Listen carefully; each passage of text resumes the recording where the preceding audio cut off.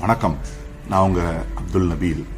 இன்னைக்கு என் கூட படிச்ச ஒரு சகோதரி, ஒரு ஃப்ரெண்டை பத்தி தான் நான் உங்ககிட்ட பேச போறேன்.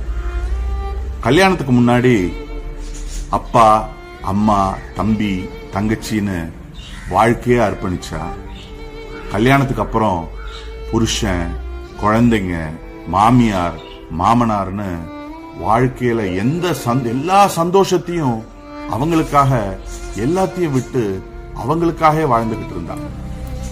எத்தனையோ ஒரு ஃப்ரெண்ட்ஸ் மீட்டிங்லயோ இல்ல ஃப்ரெண்ட்ஸ் வீட்டில் இருக்கிற ஃபங்க்ஷன்லயோ இல்ல ரீயூனியன்லயோ கூப்பிடும் போதெல்லாம் ஏதாவது ஒரு காரணங்களை சொல்லி, என் குழந்தைங்களுக்கு எக்ஸாம் இருக்கு, என் ஹஸ்பண்டுக்கு நான் குக் பண்ணோம், என்னுடைய மாமனாருக்கு உடம்பு சரியில்லை, என் மாமியாரை பாத்துக்கிறதுக்கு ஆள் இல்லைன்னு சொல்லி எந்த ஒரு ஃபங்க்ஷன்லயும் கலந்துக்கிறது கிடையாது. எப்பவுமே புருஷன், பிள்ளைங்க, மாமனார், மாமியார், அப்படியே அவள் லைஃப் போயிட்டு இருந்தது.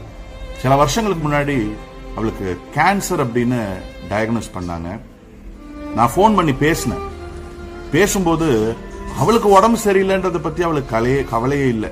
என் வீட்டுக்காரருக்கு ஒரு டீ கூட போட தெரியாது நபீல். என் பிள்ளைங்களை யார் பாத்துப்பா, வயசான என் மாமியாரையும் மாமனாரையும் யார் பாத்துப்பா, நான் போயிட்டேனா அப்படின்ற கவலை தான். சில மாதங்களுக்கு முன்னாடி எங்க வாட்ஸ்அப் குரூப்ல ஒரு மெசேஜ் வந்தது, she is no more, rest in peace அப்படின்னு. ஷாக். இப்படி லைஃப் ஃபுல்லா எந்த சந்தோஷமே பார்க்காம கல்யாணத்துக்கு முன்னாடி பெற்றோர்களுக்கும் தம்பிக்காகவும் தங்கச்சிக்காகவும் உழைச்சு கல்யாணத்துக்கு அப்புறம் புருஷனுக்காகவும் குழந்தைங்களுக்காகவும் மாமனாருக்காகவும் மாமியாருக்காகவும் உழைச்சு எந்த சந்தோஷமும் பார்க்காம இப்படி போயிட்டாலேன்னு ஒரே கவலை. எனக்கு 2-3 நாள் தூக்கமே வரல. சில நாட்களுக்கு முன்னாடி அவர் வீட்டுக்காரருக்கு நான் போன் பண்ணியிருந்தேன். அவரு நல்ல நண்பர் தான்.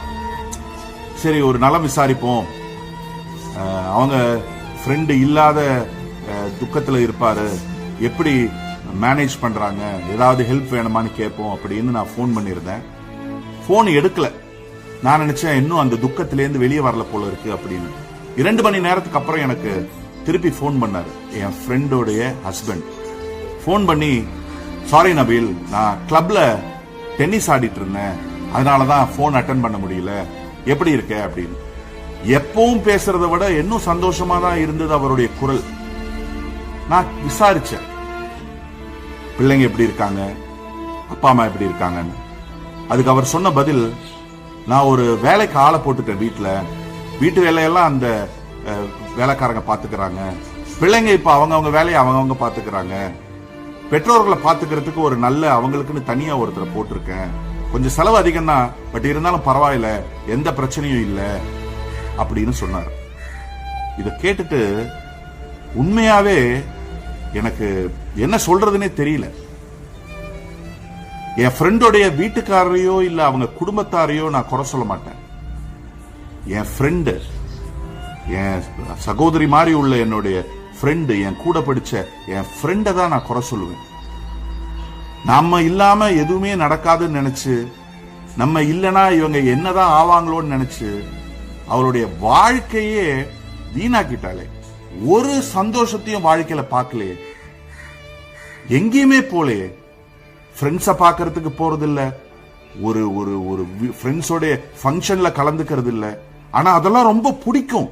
ஃப்ரெண்ட்ஸோட பேசுறது, ஃப்ரெண்ட்ஸோட பழகிறது, ஃப்ரெண்ட்ஸோட வெளியே போறது, சினிமாக்கு போறது, ஒரு பீச்சுக்கு போறது, ஃப்ரெண்ட்ஸோட குரூப்பா போறதெல்லாம் ரொம்ப பிடிக்கும், ரொம்ப ஆசை.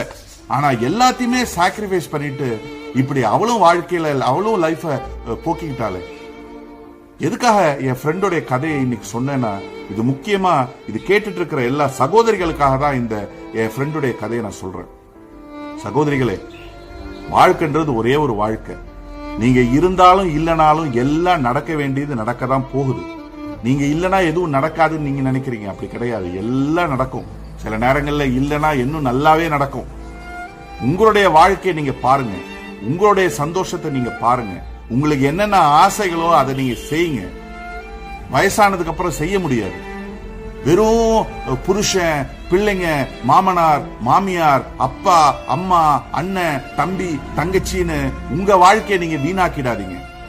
ஒவ்வொரு நிமிஷத்தையும் உங்களுக்கு பிடிச்சதை நீங்க செய்யுங்க, சந்தோஷமா இருங்க. திருப்பி ஒரு வாட்டி சொல்லிக்கிறேன், லைஃப்ன்றது ஒரே ஒரு லைஃப் தான். உங்களுக்காகவும் நேரத்தை ஒதுக்குங்க, உங்களுக்கு பிடிச்சத செய்யுங்க, உங்களுக்கு எது சந்தோஷத்தை கொடுக்குமோ அதுலயும் நேரத்தை கொடுங்க, சந்தோஷமா இருங்கன்னு சொல்லி நான் முடிச்சுக்கிறேன். நன்றி.